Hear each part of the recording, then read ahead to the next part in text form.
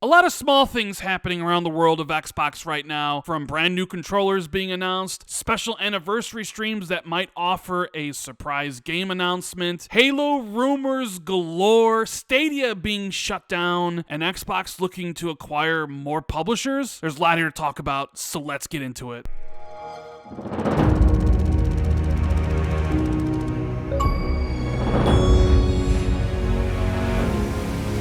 What is going on, everybody? This is Randall419, the man with the million, back again with another video. I hope everybody watching is having an amazing day. And you guys know the drill by now. Please do me a huge favor. Hit the like button, subscribe if you're new, and make sure to check out that Patreon. We just did our first exclusive show this past week, so check that out. And we're going to dive straight into it, because there's a lot of small things I've collected over the week. I've been trying to at least put out one video per week, and sometimes there's just not anything really spectacular to talk about, like the past month, with Sony and Microsoft basically screaming at each other. But we have a bunch of smaller things, from anniversary streams that might announce surprise games, to brand new controllers being announced. The main focus of this video is going to be about Xbox buying more publishers, because we have journalists, insiders talking about that. We will go over that with my thoughts a little bit later on the video, towards the middle of it. But I wanted to start off with something that I've been getting many of DMs about, and that is the future of Halo. I think it was either last week or the week before, we got news that Bonnie Ross was leaving 343, and that 3 people would be taking on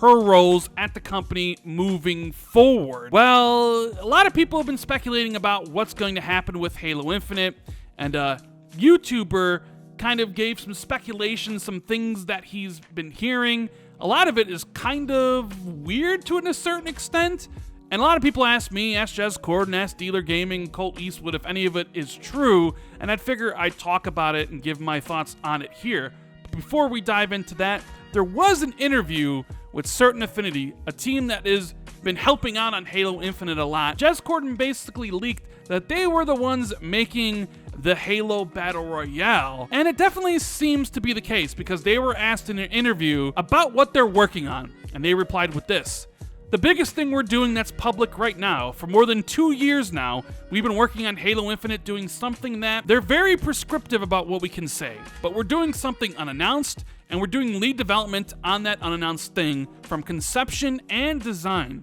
It's something big and new for the franchise, but I can't say any more about it. That's our single largest project of our 3 projects currently, and we have close to 100 developers working on that." So, I mean, you guys know what it is. It's the Battle Royale thing. He says it's something big and brand new to the franchise. They haven't had Battle Royale yet. The question is, when is this going to release? Jez Corden originally said it was targeting Season 3, Season 4. Well, Season 3 is next year. Season 4 is presumably mid-next year. But according to these rumors I'm about to get into, we may not see it until 2024, 2025, because potentially it might be on a new engine. So this rumor states that Halo Battle Royale is delayed because it's going to be on a different engine. Bonnie Ross was not fired, actually was planning on leaving. And Bobby Kotick out as CEO, but staying on as a board member. And the next Halo campaign content is not on the Slip Space engine. And it goes on to say a significant amount of speculation on the video, which he specifically says he'll call it when it's speculation, but said he heard from multiple people that Halo Infinite's Battle Royale is getting delayed because they're switching engines, possibly to Unreal Engine. He speculates delayed from fall 2023 to 2024 to 2025, and that Bonnie Ross wasn't fired, did really leave for a family emergency. It goes on to say that the next part is heavy speculation, but apparently this comes from people within 343, that they expect Bonnie Ross might actually come back to take over Activision after the ABK buy goes through, and that the current info he's heard is that Bobby Kotick will be out as CEO after the purchase, but will remain on as a board member. He also heard that the next campaign won't be in the Slip Space engine. Now, let's just get the whole Bobby Kotick, Bonnie Ross thing out of the way first. I really cannot see a situation where Bobby Kotick remains on the board, for the simple fact that once the Activision deal completes, there is going to be no board of directors of Activision. It's going to get completely dissolved, just like the board of directors was dissolved for ZeniMax. So there's actually going to be no board for Bobby to sit on, unless he's talking about Bobby getting a seat at the board of directors of Microsoft, which also is something I don't really see them doing because Bobby Kotick is a toxic individual. A lot of people at Activision Blizzard do not like him. And I think Microsoft just wants to cut ties. They're going to give him his money, and they're basically going to say, don't let the door hit you on the way out. So I really can't see a scenario where he's on the board of Microsoft, and he certainly wouldn't be on the board of Activision because there will be no board. As far as who's going to run ABK, I really can't see Bonnie Ross running ABK either. I don't know who will run it. Maybe Mike Ybarra will get promoted, although I doubt it. Maybe they move Sarah Bond over to Activision to give her some on-the-job training of running a publisher before she replaces Phil Spencer as head of Xbox, because it does seem like she's being primed as his replacement. I just personally can't see Bonnie Ross leaving for a family emergency and then coming back a few months later saying everything's fine and now I'm actually running ABK. That is something I just can't get behind. Now, of course, the other things that they're talking about with Halo are the engine changes. Is it something that is possible? I don't know. I'm not really a tech guy, but we do have new leadership there. We have Joseph Staten running creative. We have a new studio lead. Maybe they've come to the realization that the Slipspace engine isn't really great and is actually holding back from content being made. We know about the 10-year plan that they had in place for Halo Infinite. Maybe they're not doing that anymore. I don't know. It's my own personal speculation. On the surface level, it does seem very odd that they would switch engines not only on the Battle Royale, but also for future campaign content. But with Halo at this point, I don't know. I think anything goes. I think Xbox is going to try anything to get people to come back because clearly the game is not in a good state right now. So it wouldn't shock me at all if some of this is true, but it wouldn't shock me either if it was all just misinformation and made up. Now, next up is another item that has been sent to me constantly in my Twitter DMs, and that is the comments that Jeff Grubb and Imran Khan said on the Giant Bombcast. Link will be in the description, where they talk about Xbox wanting to acquire more. And we've talked about this repeatedly ever since the ABK deal. Phil Spencer, Satya Nadella have both said constantly, repeatedly, that acquisitions will continue to happen even after ABK. Phil said this recently,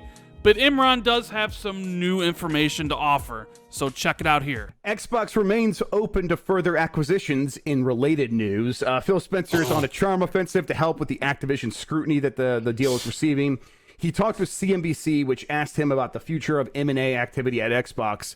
He said, "This is such a competitive market, I don't think we get to press pause on anything. Tencent is the largest gaming company on the planet today, and they continue to heavily invest in gaming content and game creators. Sony is a larger business than we are in gaming today, and they continue to invest. When you look at the investments that we've made, it's a highly, highly competitive market. We strive to be a major player here. We want to deliver great content for our players, and we're going to remain active, whether that's investing in our internal teams that are already building great games that people know and love, whether it's building new partnerships." And to that end, he also spoke about being in Japan and having a lot of meetings to build new partnerships and to build on existing ones. That's been the long-term plan with what's happening with Kojima for a while now, where, A, we're going to show that we can work well with Kojima. We're going to show up in Japan and say, who else wants to do a similar deal? And we want to bring your games to a global audience while still letting you make the games you want to make. And we'll see how that works. But no surprise, really, that Microsoft, a company with so much money that it actually loses money by just having it sitting in the bank, wants to spend that money after the Activision deal closes, right? Yeah. They have talked with major Japanese publishers about acquisitions. Like, I can't speak to how far those conversations have got. Like, that's not a thing that most people know, and I certainly don't. But they have talked. They are very clearly interested in some major Japanese publishers. They're interested in smaller studios. They're interested in still more acquisitions because the Game Pass model kind of assumes that games are going to come to Game Pass. Like, Game Pass is eventually going to find itself in the same position as Netflix, where the licensing cost gets so high that it makes more sense to just own the studio and have them produce things from Game Pass. And I think Microsoft is aware of that. They're looking forward to they're looking at in the future time when that has to happen. And I think they are preparing for that now. But when Phil Spencer says more acquisitions are coming, he's not like blowing hot air. He's not like pontificating on maybe. He has shit in mind. I'm sure he has papers already drawn for some things. They can't right now because the Activision thing is so not tenuous, but like tricky. So, but I am sure it like by this time next year, we'll probably be talking about, yeah, it's wild that they just picked up X company who we always assumed was going to be independent.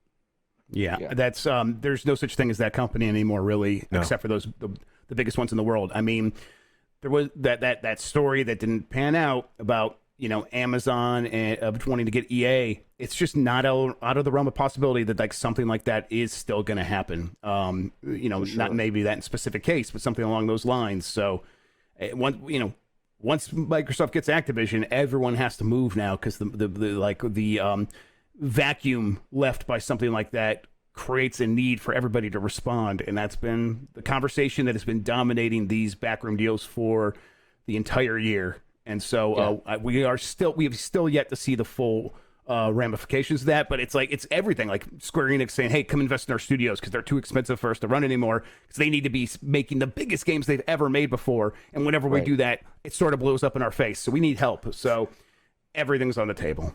Jeff Grubb says that Microsoft is basically losing money by having it in the bank, and that Imran is saying that he's heard that Microsoft is out there in Japan talking to everybody from the biggest publishers to the smallest developers. And this isn't really new information because Bloomberg reported this over 2 years ago that Microsoft was talking to big people as well as small people. And it's certainly something that smells right. It passes the smell test because Phil has talked about his desire to kind of grow Xbox in Japan, have more Xbox game studios there.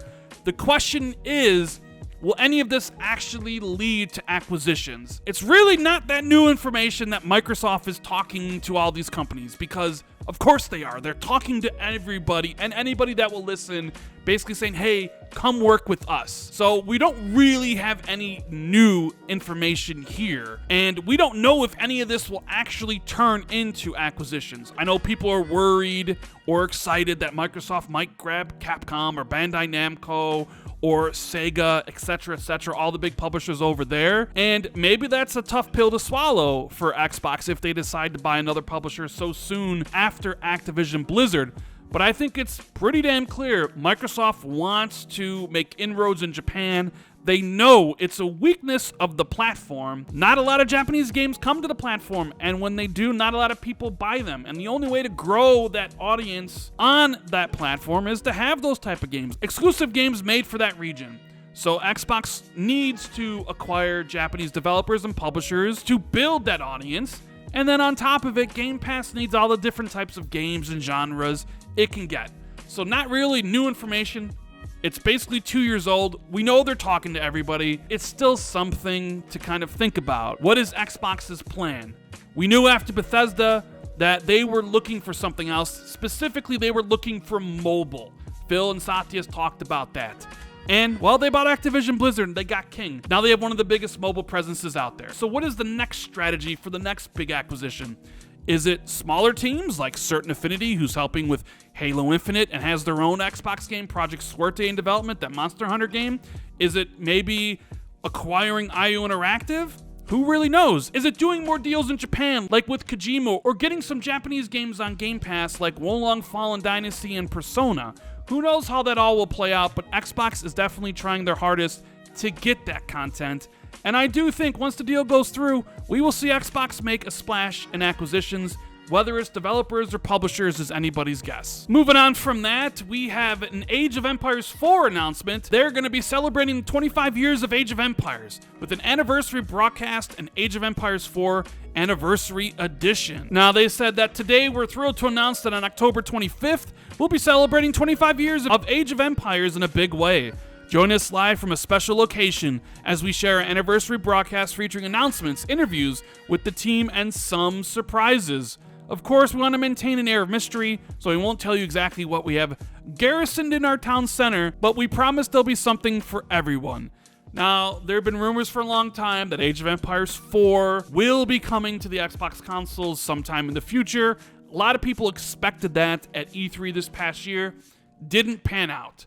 So is it possible that we'll get the surprise announcement here during this Age of Empires 25th anniversary stream, where they finally announced that at some point, maybe early next year, Age of Empires 4 comes to console? I think it's very likely we get that announcement. One thing we know that Microsoft loves to do is release brand new controllers, especially special edition limited controllers. So Microsoft announced the other day that you can elevate your game with the Mineral Camo Special Edition controller. And the Newswire blog says enhanced immersion starts with the controller that lets you play in style. The new Xbox wireless controller, Mineral Camo Special Edition, is the 4th addition to our Camo series, alongside Night Ops Camo, Arctic Camo, and Daystrike Camo. The Mineral Camo controller features a bold mineral blue, bright purple, aqua, and dark purple camouflage pattern. This color design sets it apart from the others in the Camo collection, as its ocean tones, inspired by geode crystals, finds the perfect balance between striking and subdued. And I gotta hand it to whoever's writing these things, coming up with paragraphs to describe a brand new controller that Xbox is trying to sell. Kudos to you, my friend. You're earning your money. And if you didn't know, the Mineral Camo Special Edition controller can be yours today for the low price of $70. And on a final note, last and certainly least, we have the death of Google Stadia. So make sure you put your condolences in the comments by saying "Rip Google Stadia, we hardly knew ye." Phil Harrison, the man behind the awful PS3, the horrible Xbox One launch, and now the man behind a gaming platform that I don't even know lasted 3 years. But Google Stadia is shutting down, something that literally everybody, well, almost everybody, could see coming, except my fellow Stadians. He goes on to say that we're grateful to the dedicated Stadia players that have been with us from the start. We will be refunding all Stadia hardware purchases made through the Google Store and all game and add-on content purchases made through the Stadia Store. Now that, kudos to them. That is big, refunding everybody who's made a purchase, because we thought they just shut it down and you would just lose your games and your money. This is actually really good. It's like, we're shutting it down, but you all get your money you spent. So Stadia essentially ended up being a 3-year rental service. Players will continue to have access to their games library and play through January 18th, 2023, so they can complete final play sessions. We expect to have the majority of refunds completed by mid-January 2023, and they have more details for players on the process at their help center. Now, I know this video is getting kind of long, but I had a couple things I wanted to say about Google Stadia. I mean, this had the writing on the wall. They didn't really have a first party. They were offering old-ass games that everybody had on their PlayStation or Xboxes for full price. You had to subscribe to actually then be able to play those games, or subscribe to get the 4K stream. It didn't offer any big exclusives, so there was no reason to actually use the service. They should have used the Game Pass model, but they didn't. And clearly gamers didn't adopt. There was no reason to switch platforms, whether you're on Xbox, PlayStation, or Nintendo Switch. And Google obviously didn't feel like investing anymore after they saw Microsoft spend $7 billion on Bethesda and then $70 billion on Activision. And they thought to themselves, that's the type of money we gotta invest to compete in this market.